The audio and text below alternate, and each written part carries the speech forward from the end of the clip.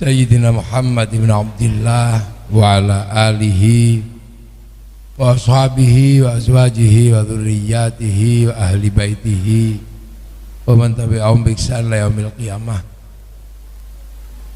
Para alim, para ulama, para kiai yang kita takzimi, kita hormati, Kang Imat, alhamdulillah jemput saya, ditunggoni sampai ditiduri di kamar, jangan sampai nggak datang ke masjid ini, tunggoni di Kuningan. Pengurus Jamaiyah Nahdlatul Ulama, Syuriah, Tanfidiyah, dan banom-banom yang lain yang saya hormati, yang kita banggakan, Bapak Wali Kota atau yang mewakili langsung Pak Wali Kota tadi, Usekda, wakil, para hadirin wal hadirat yang berbahagia. Ini acaranya 1 abad Isra Mi'raj menyambut Ramadan, berkatnya telu. Jadi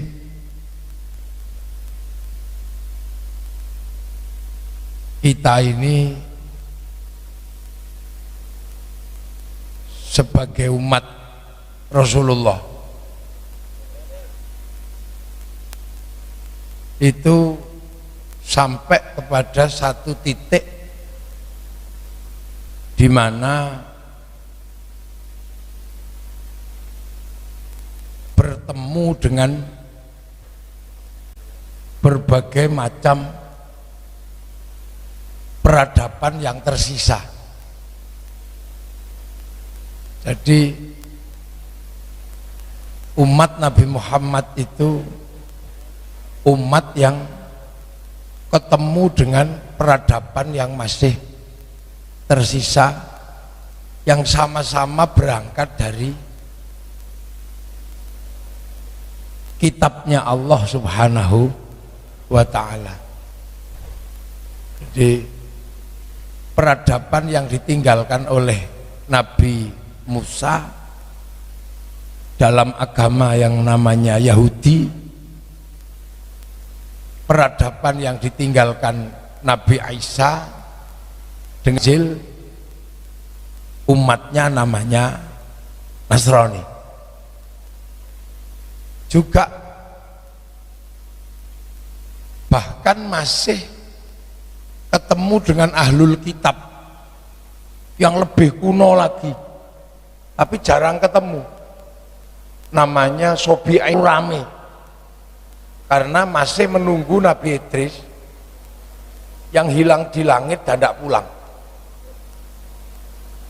Jadi ketika Nabi Muhammad jadi nabi itu masih ada 3 agama samawi yang tersisa. Sobi'in itu yang akhirnya dikenal dengan nama Sobi'ah Mandaiyun, itu umatnya Nabi Idris.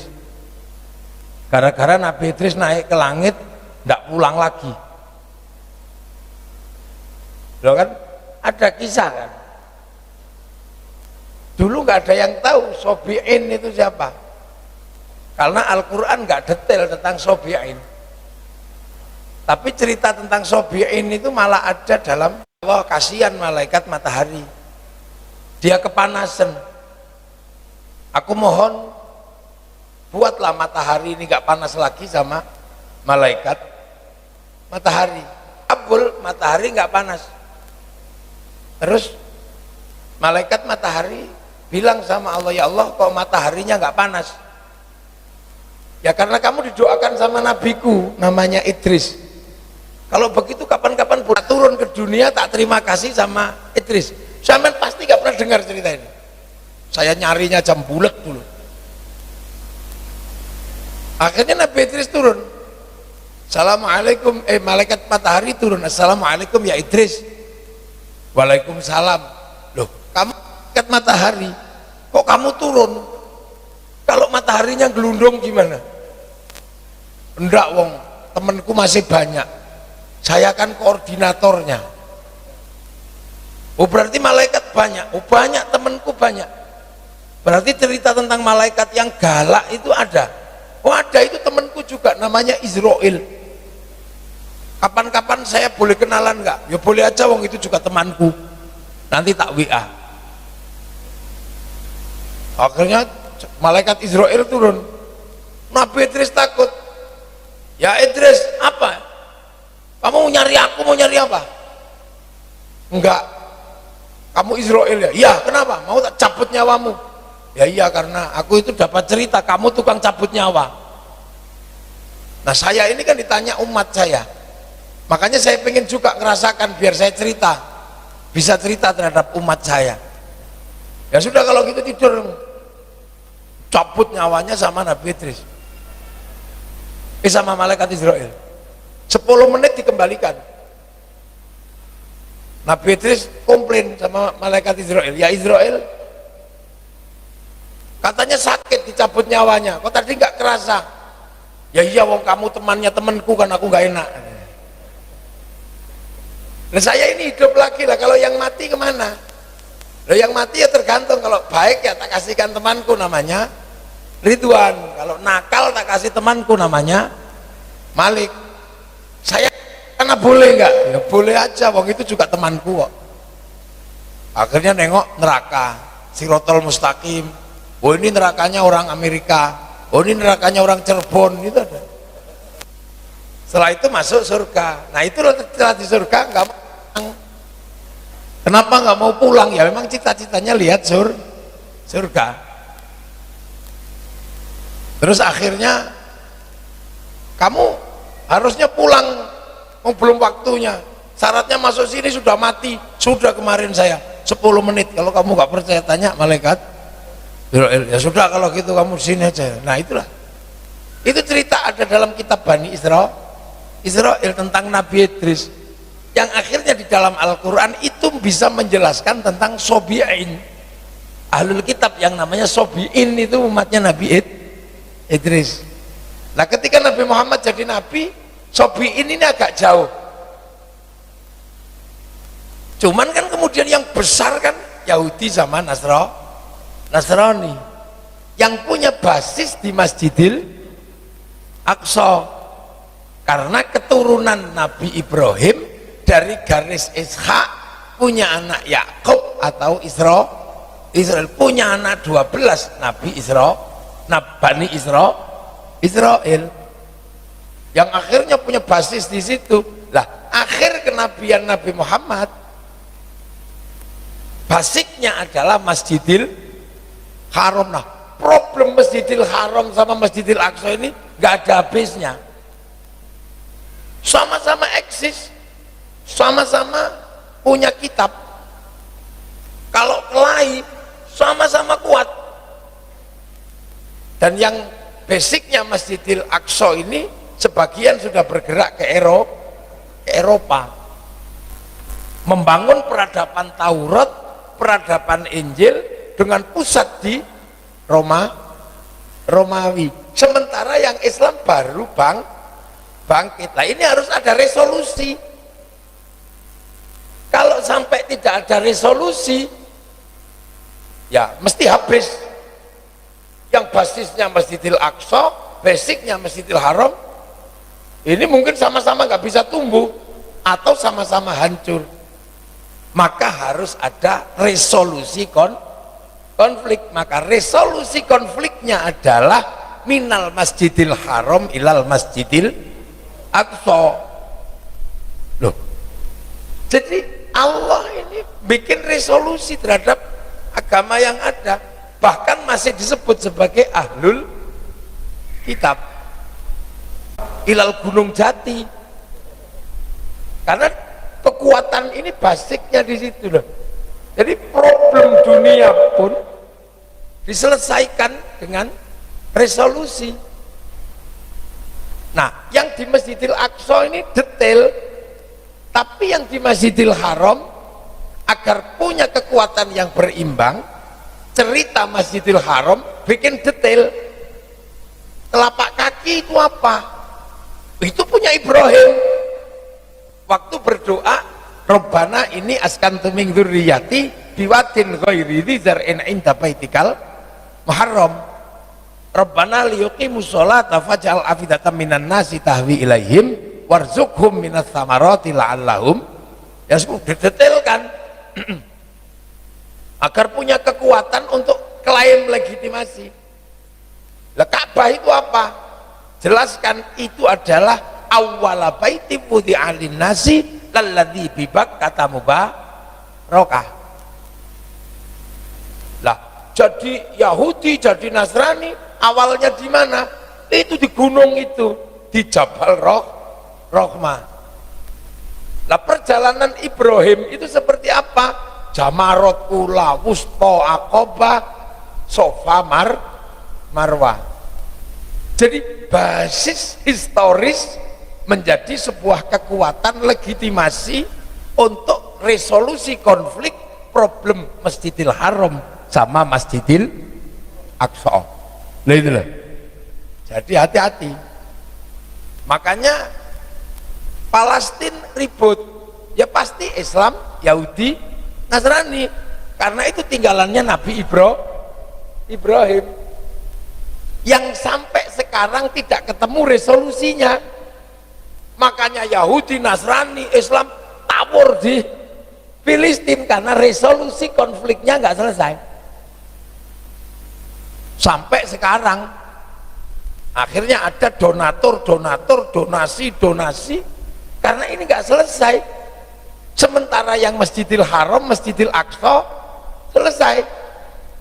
Lakum dinukum waliyadin. Tapi yang Masjidil Aqsa ini resolusi konfliknya nggak selesai sampai hari ini. Haulahu, dua-duanya ini basis barokah. Makanya ketika bergerak ke Eropa, ya barokah, bangun Eropa. Nggak usah ribut Injil palsu atau Taurat palsu, bahwa Yahudi, Nasrani bangun peradaban Eropa, bahwa barokah Masjidil Haram salah satunya ke Indonesia, dan tertata di Indonesia paling tertib. Tidak ada yang tertata seperti Indonesia. Jadi barokah Masjidil Haram yang paling tertata, paling tersistem itu Indonesia. Satu contoh, Rasulullah dikasih warisan berbeda-beda. Waj'alnakum syu'uban wa qabaila lita'arafu. Titik temunya di mana? Di Indonesia. Ada agama beda, suku beda, bangsa beda, dan sekian banyak perbedaan. Itu ketemunya di Indonesia. Kalau masih di Arab, ya bangsanya masih satu. Waktu masih di Arab, agamanya baru dua. Basisnya Taurat, Injil, dan tapi begitu di sini banyak. Bahkan aneka ragam hantu paling banyak di sini. Beri titik beraneka ragam. Dan basis perbedaan di sini diselesaikan dengan resolusinya Rasulullah. Yang tadinya kerajaan, raja, hamba, kawulo, gusti, itu terjadi, semuanya disatukan jadi satu. Dengan cara apa? Seperti yang diperintahkan Rasulullah. Kullukum ra'in wa kullukum mas'ulun an ra'iyati. Bahwa kalian adalah para pemimpin, tidak raja, tidak hamba, tidak kawulo, tidak gusti, tapi seimbang. Dan kalian semua hidup saling bertanggung jawab. Konsep Rasulullah tentang ra'iyah terlaksana hanya di Indonesia satu-satunya negara muslim yang mengambil konsep ra'iyah hanya Indonesia. Buktinya apa? Warga Indonesia disebut ra'iyah, disebut rakyat. Satu-satunya bangsa muslim dunia yang sanggup menyebut warga bangsanya dengan sebutan ra'iyah atau rakyat hanya muslim Indonesia. Loh, ini satu-satunya sebenarnya. Jadi Indonesia ini bukan people. Kalau people itu Eropa, Vox Populi, Vox Dei, suara mayoritas, suara Tuhan. Begitu dia mayoritas mengatakan wakil Tuhan, itulah maka khilafah tahririyah, khilafah alamin hajil tahririyah, Hizbut Tahrir, sama khilafah alamin hajil ISIS gak cocok di Indonesia karena bertabrakan dengan konsep ra'iyah atau rakyat. Karena rakyat sekuat apapun tetap bisa hidup berbeda-beda agama, suku dan bangsa saling bertanggung jawab. Kenapa komunis gak bisa hidup di Indonesia dan gak boleh hidup? Karena komunis itu proletar. Proletar itu adalah kaum miskin yang memimpin. Begitu dia mayoritas, ada diktator proletariat. Kolo-kolo karena ini masjidnya negara, tadi tak ajak diskusi tentang landasan negara. Karena Cirebon ini sudah banyak yang nggak paham, dipikir Indonesia itu negeri togut saja. Lihat, akhirnya mengadaptasi Ikhwanul Muslimin, produk gagalnya Mesir. Mengadaptasi Hizbut Tahrir, produk gagalnya Filistin. Mengadaptasi Taliban, produk gagalnya Afghanistan. Hanya karena nggak mau ngantri di belakang NU atau Muhammadiyah, akhirnya bikin aliran mengadaptasi produk gagal, nggak mau jadi follower. Itu aja masalahnya. Loh, ini kan tidak sampaikan. Makanya ra'iyah itu kalau ngumpul namanya musyarakah. Maka di Indonesia ada konsep masyarakat. Kalau berbeda faham menggunakan konsep wasyawirhum fil amri, lahir konsep musyawarah. Lah, karena dulu yang menggerakkan ini semua adalah para wali, maka teritorinya disebut wilayah.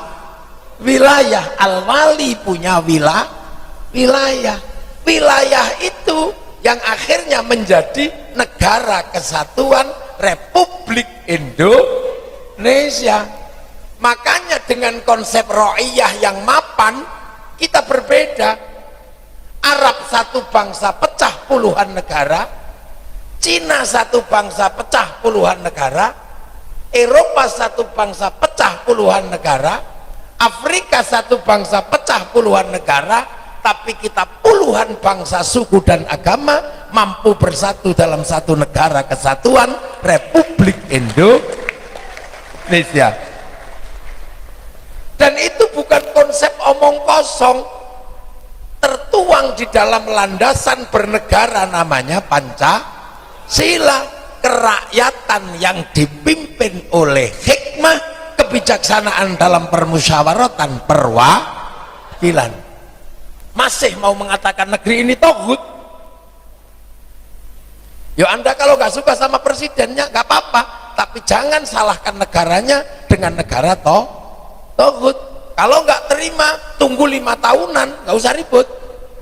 Cari calon untuk ngelawan, kalau kalah ya sudah, nggak usah ribut lagi. 5 tahun lagi ribut lagi, nggak apa-apa, kalah libur. Nah ini negara. Nah itu. Makanya dengan konsep ra'iyah yang kawulo tetap ada kulo, tapi di bawah rakyat. Yang hamba sahaya tetap saya, yang abdi Sunda tetap abdi. Tapi strukturnya sama. Makanya dalam konsep ra'iyah, para raja-raja Nusantara mau bergabung dan bersatu dalam konsep ra'iyah menjadi bagian dari Negara Kesatuan Republik Indonesia. Wilayah-wilayah dari Cirebon sampai Banten berikan pada NKRI. Jogja yang dari begitu luas berikan pada NKRI. Karena apa? Semua kerajaan Nusantara didirikan oleh para wali untuk apa? Mewujudkan konsep ra'iyah sebagaimana perintah Rasulullah. Dan Indonesia sampai hari ini tetap rakyat. Rakyat akan hidup saling bertanggung jawab tanpa ada diktator mayoritas. Nah inilah. Jadi barokahnya Masjidil Haram, Masjidil Aqsa. Makanya jangan heran, maka jangan bikin hoak. Pilihan presiden perang Badar, dua-duanya Muslim.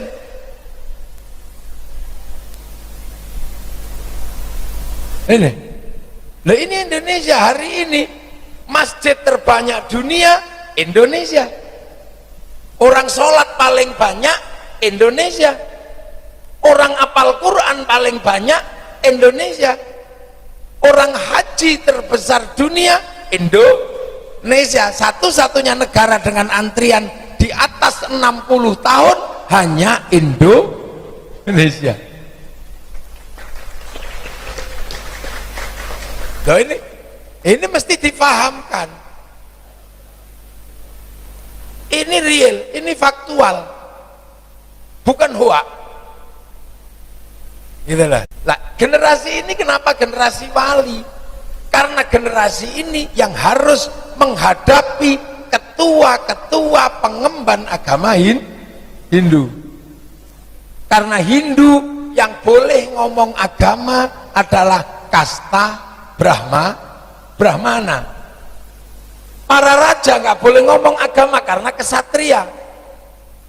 Di bawahnya ada Wesya, pegawai negeri, Forkompimda, nggak boleh ngomong agama. Di bawahnya ada Sudra nggak boleh ngomong agama. Petani, pedagang, sekaya apapun petani dan pedagang nggak boleh ngomong agama. Di bawahnya ada Paria, pengemis, nggak boleh ngomong agama. Di bawahnya ada Kuca, tukang ngentit, nggak boleh ngomong agama. Makanya yang suka ngentit bansos itu Kuca. Di bawahnya ada Meleka, maling tapi kalau ketahuan lari. Bawahnya ada Candala, maling tapi kalau ketahuan berani. Nah, kasta agama itu Brahmana. Yang bisa ngimbangi Brahmana, karena Brahmana ini dekat dengan yang widi, nggak punya ketakutan apapun. Nah, konsep seperti ini dekat dengan Tuhan, nggak punya ketakutan dan kekhawatiran. Di dalam Islam wali la khaufun alaihim walahum yahzanun. Yang di sini punya sakti namanya, kesaktian itu. Yang ini punya karomah. Sakti dihadapi sama karomah, bukan kelas mukjizat tapi barin wali, karena wali kelas Brahmana. Nah, wali ini punya sistem kerja yang berbeda dengan ahli-ahli pengetahuan. Karena wali kalau punya kebutuhan, dia langsung download kemana? Ke harddisknya Allah yang di langit waktu Isra Mi'raj ditunjukkan kepada Rasul namanya Lauhil Mahfuz. Itu kan cloud, itu kan harddisk yang orang Yahudi Nasrani menyebut tabut Sulaiman, yang orang Yunani menyebut kotak Pandora, yang orang Jepang menyebut kantong Doraemon. Islam itu Lauhil Mahfuz, program dunia ada di situ. Nah wali itu kalau pengen tahu program dunia itu download qalu rabbunallah tsumastaqamu tatanazzalu alaihimul malaikah alla takhafu wala, download Syabdul Qadir 25 tahun download, ya Allah ya Allah ya Allah ya Allah ya Allah. Maka wali-wali itu paketannya besar, downloadannya banyak, makanya paketannya gede, punya wifi, bisa meretas hati orang karena paketannya gede. Lah kita paketannya kecil, karena kalau diajak download listriknya mati. Ya Allah ya Allah ya Allah ya Allah ya Allah ya Allah ya Allah, lama sekali gitu. Loh makanya kita ini kayak handphone terhubung dengan satelit, suka kirim foto kirim gambar, tapi kalau nggak punya paketan kita pakai wifi gratisan. Wifi-nya siapa? Warung free wifi .co.id. Manusia kalau mau kirim doa, kirim fatihah, kirim Quran, nggak punya wifi, pakai free wifi-nya para nabi. Ila ruhi ila hadrati, namanya tawassul. Ini teknologi kuno ini udah terus Mustafa wa ila jamil anbiya wal mursalin wal ulama wa syuhada'i was salihin wa ila jami' awliya min asyariqil magharibiya fi barriya wa bakri wa Abdul Qadir al-Jilani wa li abaina ummahatina masyayikhina wa jaddadina wa dzina khusun la ruhi Pak Diwatul Al-Fatihah share it itu kebagian semua. Lo masa bisa dibagi doa? Bisa. Jangankan Fatihah, doa sepak bola bisa dibagi. Nggak perlu ke Qatar sepak bola dunia, satu orang nyuting di sana, naikkan satelit, bagi ke seluruh dunia, bagiannya sama, jamnya sama, namanya siaran langsung. Makanya kalau masih ada orang nggak percaya doa bisa dibagi, orang itu pasti nggak punya TV.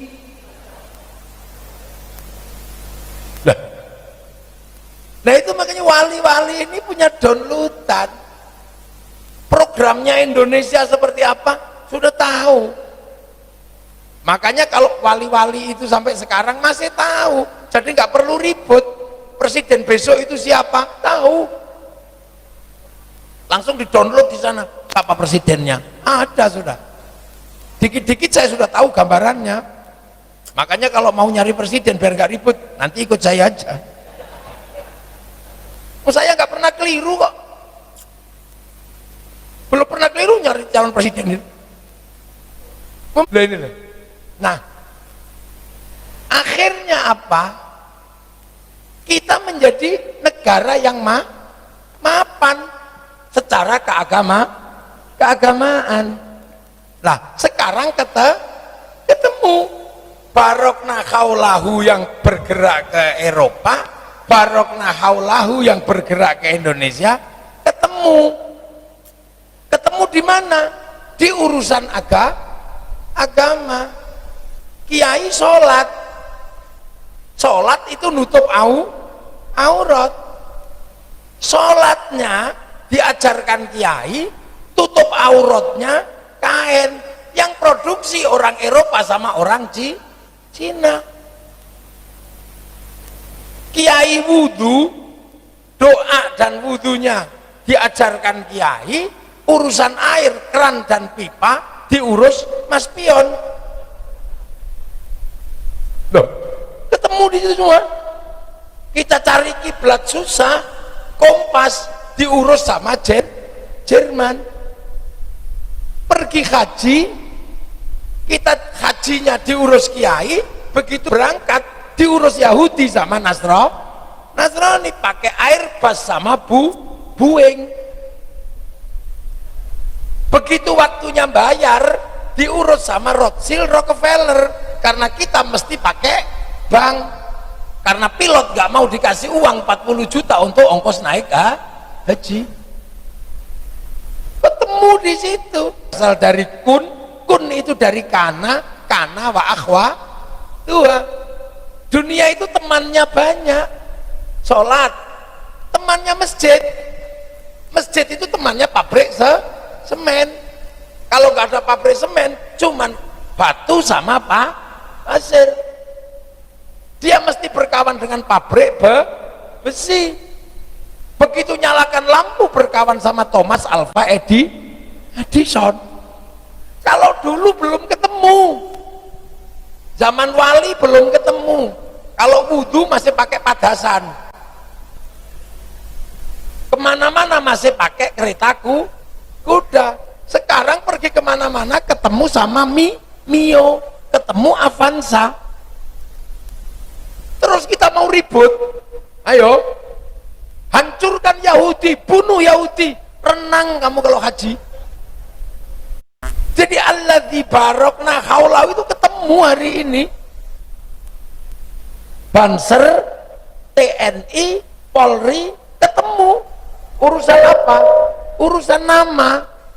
Karena yang dibordir baik untuk polisi, untuk Banser, untuk Ansor, untuk FPI, semua bordirnya sama. Produk Cina, mereknya Butterfly. Dunia ketemu. Kamu mau ribut olo-oloan kayak apa? Terserah. Tapi yang diuntungkan tetap Mark Zuckerberg.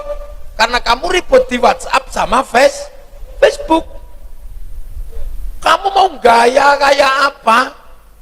Kamu tetap ketemu dalam urusan Samsung. Yang produksi adalah Korea. Loh.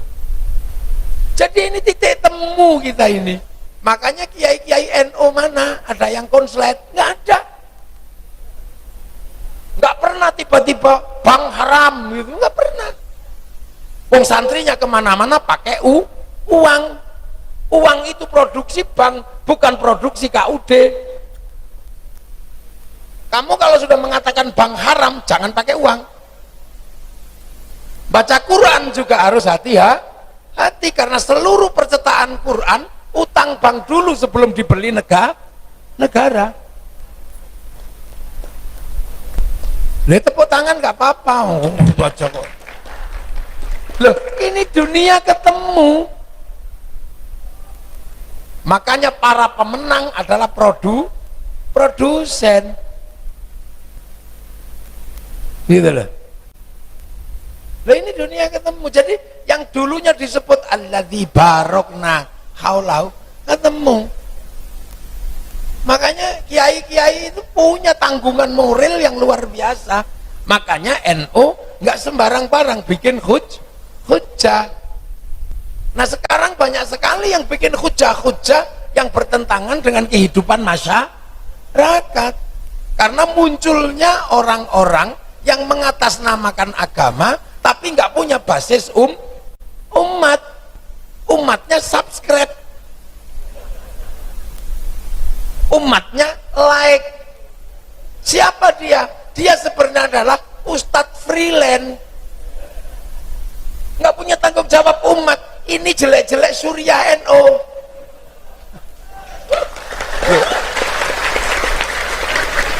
Loh ini kan coba, akhirnya paradok itu terjadi. Yang di Timur Tengah ngomong khilafah, keluar dari demokrasi, hancur negaranya.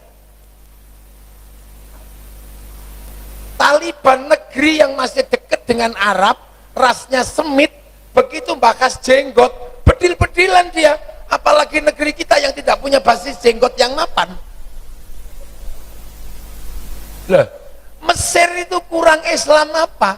Dekat dengan Mekah. Begitu hanya berkawan sesama Islam lewat Ikhwanul Muslimin, hancur negaranya. Digantung sama orang Mesir, namanya Mursi. Sampai hari ini mereka nggak punya problem solving. Makanya kita jangan sok-sokan mencontoh produk-produk gagal itu. Hizbut Tahrir bukan khilafah ala minhajin nubuwah, dia khilafah takririyah, karena yang mendirikan Taqiyuddin An-Nabhani. Faksi Tanzimul Jihadnya Ikhwanul Muslimin. Agar masuk akal bahwa dia adalah khilafah ala minhajin nubuwah, maka bikin biar apa masuk akal, kiamat sudah dekat, bahwa dia mewakili manusia akhir zaman, maka selalu diceritakan kiamat sudah dekat. Masih lama. Buktinya apa? Beberapa kali ramalannya gagal. Perang Ukraina, Ya'juj Ma'juj. Ada corona, tentara Allah. Begitu semua negara Islam kena, nggak jadi ngomong. 15 Ramadan, hari Jumat, asteroid nabrak bumi, takut semua. Jual kebun, jual tanah, dipasrahkan sama panitia hari kiamat. Hari Sabtu belum ada apa-apa, gagal, nggak jadi. Ya nggak kapok-kapok, sampai sekarang ya cerita kiamat, gak ada intinya. Lah kenapa Kiai NU jarang ngomong kiamat? Kenapa? Supaya sampean pengen ngerti. Kiamat itu urusan Allah. Dan nggak perlu dipikir, karena apa? Kiamat itu bareng. Orang bareng-bareng aja kau mau pikir. Begitu belum rampung sudah. Nggak ada giliran, itu nggak ada. Mosok kiamat kok per zona? Enggak lah, nggak ada kiamat zonasi, itu nggak ada. Nah itu kiai. Danau Tiberias kalau musim kering. Tapi yang dimaksud mengering adalah ketika kaum muslimin dikejar Dajjal, semua berlari ke Makkah, Madinah, kehausan di tengah jalan, teringat Danau Tiberias, begitu datang ke sana, kering karena diminum Ya'juj Ma'juj, bukan kering karena nggak ada hujan. Lihatlah Makkah, Madinah sudah mulai menghijau. Saya di sana.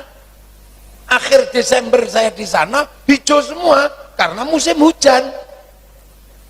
Sekarang kering semua lagi, nggak jadi lagi. Makanya para kiai patokannya sederhana. Kiamat itu kalau dunia sudah terbuka semua isinya, yang bisa membuka dunia dan isinya namanya ulul albab.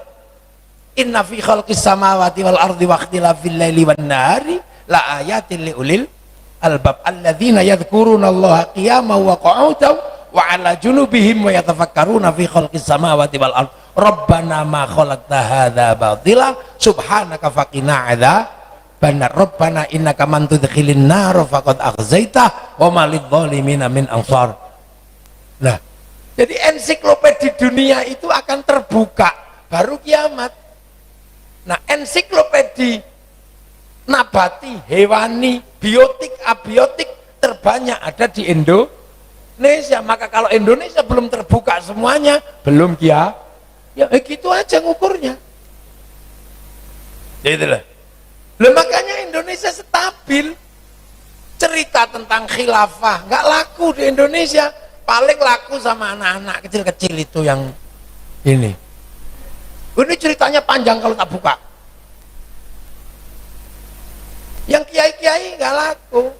Karena itu sebenarnya produk recycling. Produk daur ulang dari sampah peradaban yang sudah lewat.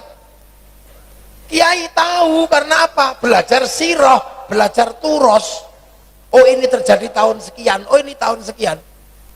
Nah, agar cerita-cerita recycling ini laku, maka kemudian pasar dibikin ahistoris, tidak dikenalkan sejarah, tapi langsung Quran sunnah. Akhirnya kosong di tengah-tengah ini, nggak tahu sejarahnya, dianggap barang baru. Ini kan teori black market. Cuman ini black market religion, pasar gelap agama. Sesuai dengan ramalan Huntington Clash of Civilization. Ini ramalan dunia. Ada orang Amerika setelah John Naisbitt Megatrend 2000, ada namanya Samuel Huntington, bikin tulisan tentang Clash of Civilization. Dunia akan terjadi bentrokan timur barat. Ujungnya adalah Cina Amerika. Perangnya agama Taoisme sama Anglo-Saxon. Terjadi benturan beneran Cina sama Amerika. Tapi Yahudi menggeser uangnya ke Cina. 8 triliun dolar tahun 2007 geser ke HSBC. sak teknologinya, karena Yahudi merasa aman dengan orang Cina, karena Cina nggak ngomong agama. Tuhan larang judi, dia bikin dewa judi.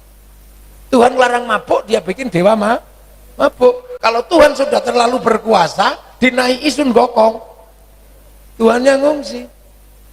Paling guyonannya, lah inilah orang Islam disuruh nabinya ke Cina malah komplain, akhirnya sekarang didahului sama Yahudi.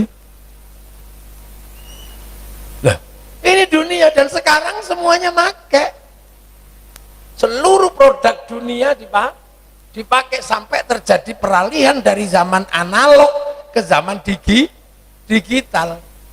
Begitu zaman digital semakin kuat, dirasakan Indonesia paling berat, karena setelah lepas dari Belanda ternyata dijajah sama Inggris.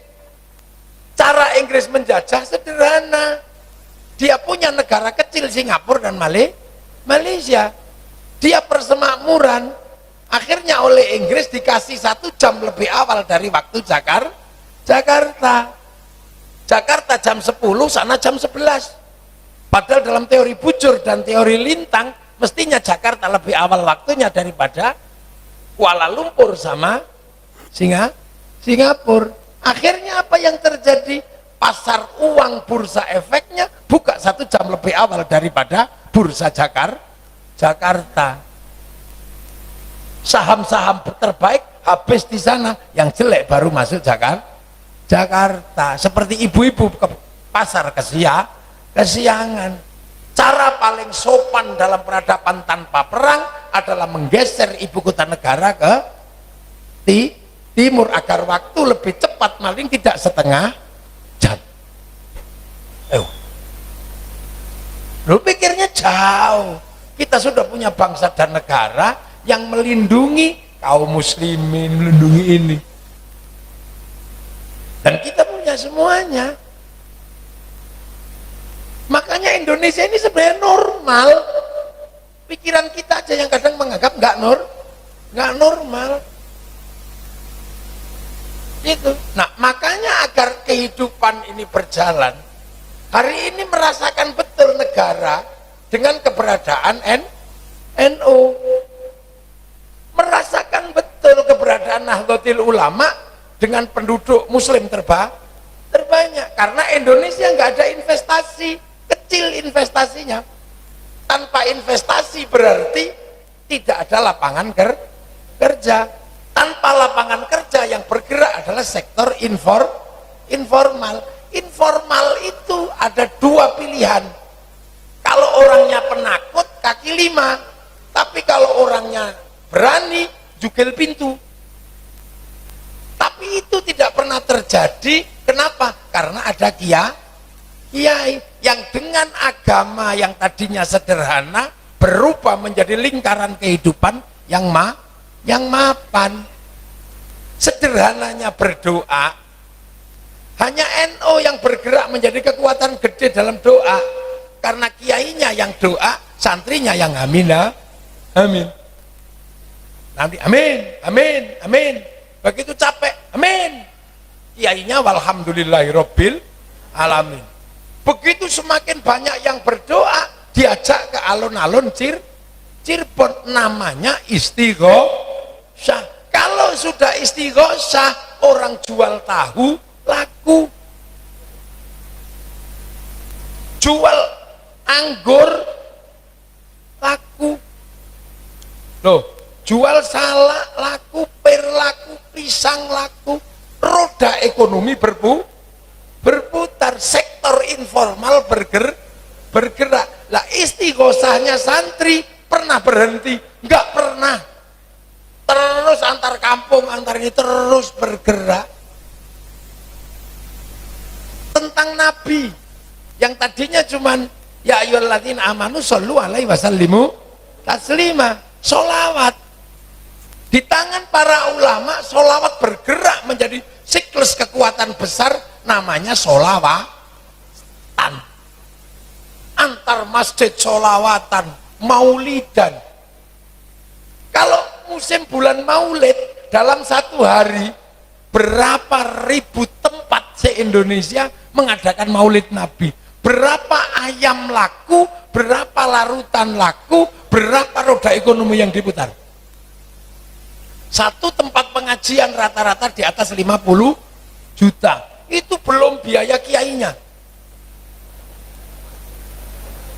Itu roda ekonomi yang diputar berapa? Cinta Rasul sebagai ibadah menjadi gerakan informal yang hanya ada di Indonesia. Kalau semuanya ikut berkumpul di alun-alun Cirebon, angkot laku, kolbak laku, truk laku, ayo tahu laku, spanduk laku, slayer laku, gagang pancing laku. Berapa roda ekonomi yang diputar dalam kehidupan santri? Triliunan. Makanya informal kita aman. Ayo, ada orang mati yang masih bergerak karena orang mati. Dalam alladzina yunfiquna fis-sarra'i wad-dharra'i, dalam kehidupan lapang dan sempit, santri masih bisa sedekah, susah fit dharra masih ini. Tapi ada yang mengatakan, kamu jangan hutang kalau bapakmu mati. Ini diomongi enak, tapi batin kita nggak bisa terima. Kenapa? Karena ketika kita lahir, orang tua kita hutang susu, hutang pempes. Kita nggak punya SPP, orang tua kita hutang. Maka mumpung kita masih hidup, ada orang tua kita mati, hutang. Duh, siklusnya berjalan 3 hari, 40 hari, 1 tahun. Roda ekonomi pasar yang digerakkan berapa? Setiap hall, odong-odong laku, kreto-kretonan laku, aromanis laku. Akhirnya orang beli dari situ, orang pulang membawa uang, bayar SPP, uangnya barokah. Untuk anak SPP-nya barokah, anaknya dapat ilmu barokah. Setelah itu ziarah ke makam wali. Berapa bis pariwisata yang terserap? Makanya kemarin ketika corona, bis pariwisata macet. Berapa bis pariwisata yang laku? Sampai ke makam wali, tamunya wali disambut orang jual nasi, laku semua. Jual kartok, jual tasbih laku, sampai copet bisa hidup di makam para wali. Loh, sampai hitung gitu. Ini hebatnya hubbul waton minal iman. Karena begitu ziarah Cirebon, orang Surabaya rindu tanah Cirebon. Orang Cirebon ziarah ke Surabaya, rindu tanah Surabaya. Di mana tanah setiap gurunya disemayamkan, melahirkan rindu dan rasa cinta. Suruh ngebom, gak berani, wong ada makam gurunya. Itulah tonggak hubbul waton minal iman. Clear. Terjadi, makanya gak ada teroris dari kalangan santri. Tidak ada teroris NU ini, mesti orang NU dan gak suka ziarah. Tuh, ini kerangka besar bagaimana Islam merawat bangsa dan negara. Nek santri mogok, berapa biaya yang harus dikeluarkan? Forum santri setiap hari ada pengajian. Polisi tinggal pesen, yai ngomong ini. TNI tinggal pesen, yai ngomong ini. Sekda tinggal ngomong, yai ngomong ini. Enggak ada apa-apa, semua tersampaikan, stabilitas terjaga. Tapi kalau forum-forum ini enggak ada, orang sendiri-sendiri, ada orang mati enggak ngumpul, ada orang nikah enggak ngumpul, ada selawat enggak ngumpul, orang sendiri-sendiri mudah terpecah belah. Dan bangsa kita rentan dengan faham seperti ini, enggak cocok di Indonesia. Ayo, lah inilah yang terjadi dengan Indonesia. Makanya kiai membatasi kiai, NU itu membatasi kiai. Kayak saya ini nggak dibatasi, wong nggak sekti. Makanya ngomong sesuka-sukanya nggak apa-apa, karena bisa diinterupsi. Kiai waktunya sholat itu bisa. Tapi ada kiai sekti nggak bisa diinterupsi. Siapa? Kiai kalau sudah khutbah Jumat, nggak ada orang berani. Sopo sing wani khotib? Kalau nggak suka ya tidur aja. Makanya orang-orang yang nggak diinterupsi ini oleh para kiai, kalau khutbah dikasih tongkat biar santun, baca ittaqullah, ittaqullah. Nggak mungkin gini-gini, kalau gini-gini tongkatnya jatuh. Makanya begitu dengan alasan bid'ah tongkatnya hilang, yang terjadi adalah kenekatan dalam pidato khutbah saudara Jokowi, akhirnya begitu. Makanya kalau mau lihat yang gini-gini suka gitu, pasti nggak ada tongkat, nggak ada dana, itu pasti bukan NU. The real problem Indonesia. Makanya Nahdlatul Ulama bisa bertahan 1 abad semakin besar karena lingkar kecil dirubah menjadi lingkar besar. Kenapa negara lain runtuh? Lingkar besar dibawa ke lingkaran kecil. Lingkaran besar, lingkaran besar, lingkaran tambah gede. Yang lain dari besar semakin kecil. Dari begini bersama-sama jadi sendiri. Setelah jari 10 hilang, tinggal 1. Setelah 1 jarinya hilang, tinggal gini dok. Mana ada Ramadan pasar mercon bergerak kalau santri, halal bihalal, pasar-pasar bergerak semua. Nah, dan ini khas Indonesia. Makanya jangan heran kalau Islam bertahan demikian kuat di Indonesia. Maka TNI Polri harus waspada dengan kelompok-kelompok yang sedang trial and error. Coba-coba dari ajaran yang sebenarnya di sana sudah mulai ditinggalkan. Duh, ini problem kita hari ini. Dan kita bahagia. Jam segini hujan-hujan masih pengajian. Sampai yang di Afghanistan pengajian gini diroket. Gitu. Makanya 2 sisi, kayak NU, kayak Muhammadiyah, nggak akan pernah ganggu negara, karena negara ini ruang besarnya. Paling beda-beda dikit urusan dari pesantren ini, pesantren ini, untuk cari jalan keluar.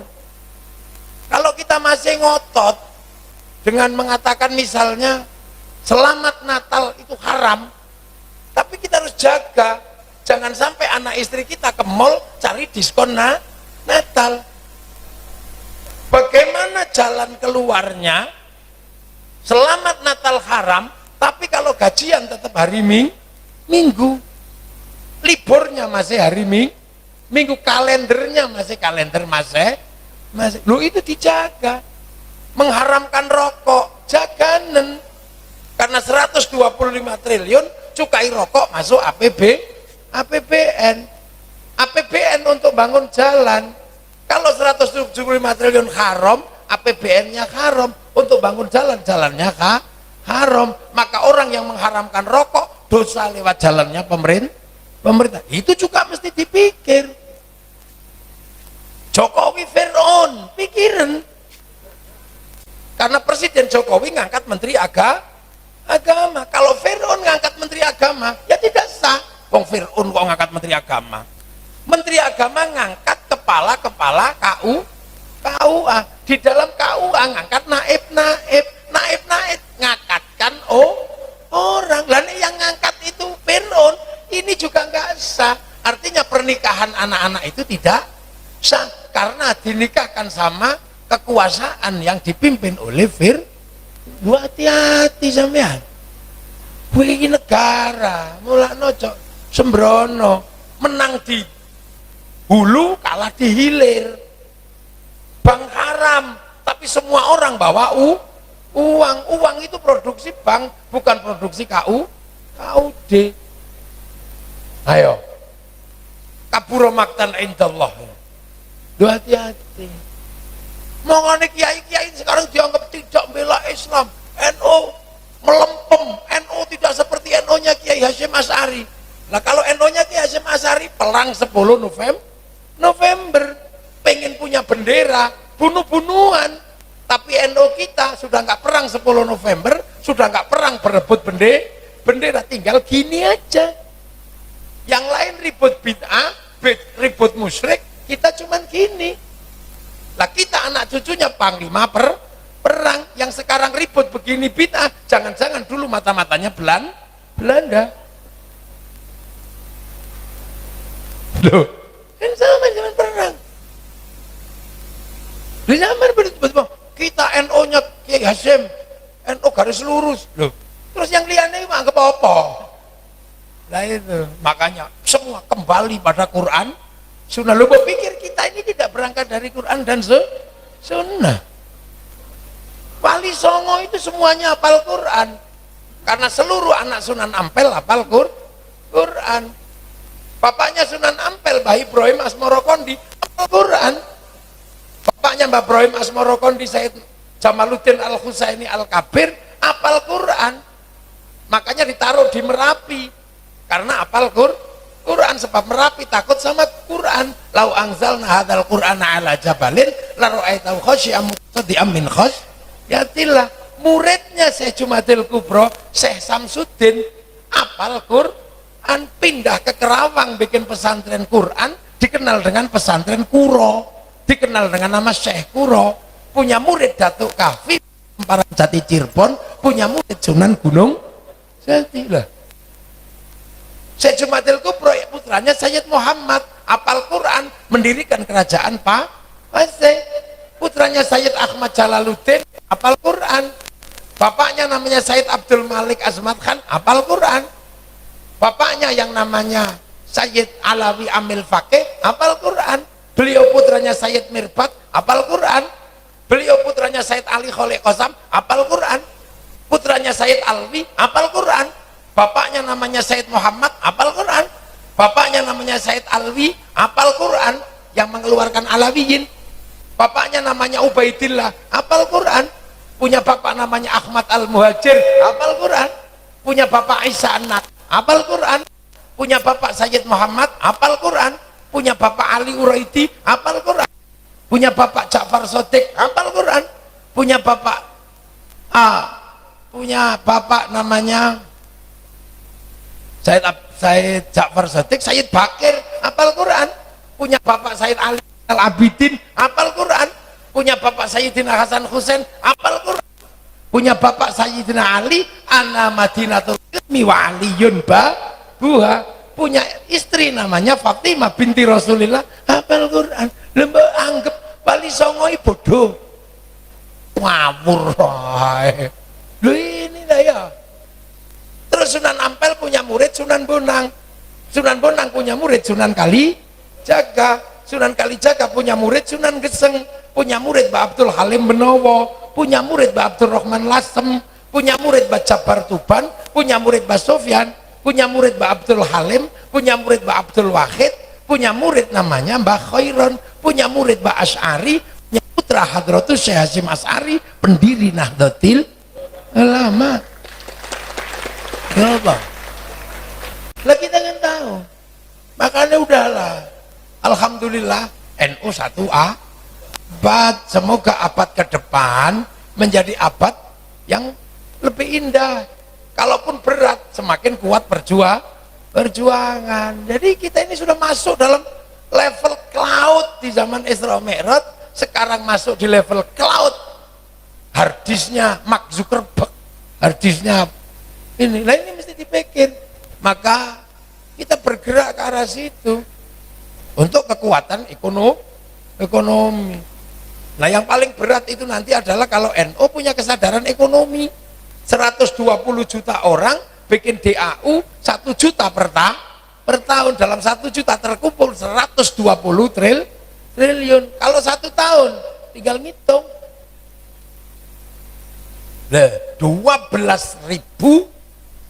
berapa banyak lah pokoknya. Itu kalau terjadi. Makanya alhamdulillah kita ini ketemu dengan satu abad yang dulunya semua berawal dari apa? Izul Islam wal Muslimin li'i'la'i kalimatillah. Belum ada yang ngomong hubul waton minal iman, kita NU udah ngomong. Belum ada yang ngomong man tasyabbaha biqaumin fahuwa minhum, NU sudah ngomong. Jadi dikira NU itu barang baru. NU itu 1 abad wadahnya, Islamnya semenjak zaman Rasulullah. Ini alhamdulillah. Makanya tenang aja. NU nggak akan pernah berkhianat pada negara. NU tidak akan pernah tidak mencintai bangsa dan negaranya, karena Indonesia adalah wilayah NKRI. Berarti Indonesia tinggalan para wali, NU penerus para wali. Maka Nahdlatul Ulama NKRI harga mati. Yo. Bon, amma ba'du. Ya udah mukadimah aja selesai. Nanti kapan-kapan kita lanjutin lagi ya. Wis sore ini waktunya sholat asar. Sudah asar belum itu? Sampun. Lu Kang Imat tadi mana? Oh ya udah, tak pikir kemana-mana. Jangan kemana-mana biar tidak di mana-mana. Ya alhamdulillah, semoga semua dalam ridha Allah. Al-Fatihah. Siratal ladzina an'amta 'alaihim ghairil maghdubi 'alaihim waladdallin. Amin. Bismillahirrahmanirrahim. Alhamdulillahirabbil alamin. Hamdan na'iman hamdan syakirin hamdan yuwafi ni'ama yukafi'u mazida. Ya Rabbana lakal hamdu kama yanbaghi li jalali wajhikal karimi wa 'azimi sultanik. Luka ya Allah, ya Allah. Wa bihaqqi Rabbana ini askantu min dzurriyyati biwatin ghairi dzi zar'in 'inda baitikal muharram. Rabbana liyuqimus sholata faj'al 'afidatan minan nasi tahwi ilaihim